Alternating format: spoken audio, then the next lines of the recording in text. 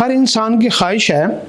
کہ اس کو نہ کبھی بھی کوئی مشکل نہ آئے، کوئی تکلیف نہ آئے، کوئی غم نہ آئے، کوئی بیماری نہ آئے، کوئی تنگی نہ آئے، کبھی قرض میں مبتلا نہ ہو، بچے نافرمان نہ ہو، بیوی اچھی ملے، کوئی بھی آزمائش نہ ہے۔ اکثر ہم اپنی زبانوں سے ایک فکرہ کہتے ہیں کہ یا اللہ ہر آزمائش سے بچانا، اے اللہ ہر مشکل سے بچانا، اے اللہ ہر مصیبت اور پریشانی سے بچانا۔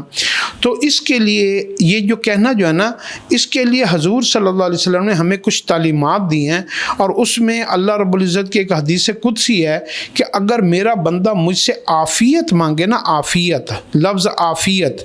تو اس عافیت کے مانگنے کے اوپر میں ایک تو اس کو جو ہے نا بہت زیادہ اس سے راضی ہو جاتا ہوں، اور اس کے بعد اس کو پوری دنیا میں بھی اور آخرت میں بھی کبھی بھی کسی آزمائش میں نہیں ڈالتا۔ تو عافیت کے لیے نا کم از کم کوئی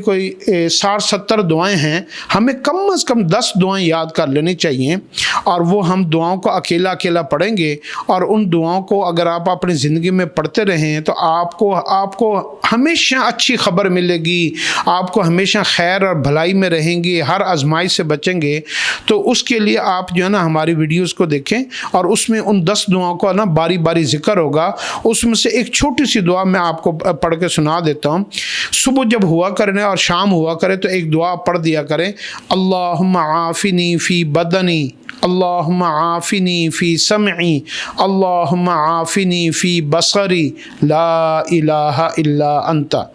اے اللہ پاک میرے بدن کو، میری آنکھوں کو، بصارت کو، میری سماعت کو یا اللہ تو ہمیشہ عافیت میں رکھنا، کہ مجھے نہ بدنی کوئی تکلیف آئے، نہ مجھے کوئی خبر بری ملے، اور نہ ہی میں کسی غلط چیز کو دیکھوں جس سے مجھے غم ہو۔ تو یا اللہ پاک مجھے جو ہے نا تیرے علاوہ میرا کوئی معبود نہیں، اور مجھے یہ چیزیں عطا کرنے والی ذات صرف اور صرف تیری ہے۔ اگر آپ اس دعا کو اپنی زندگی کا حصہ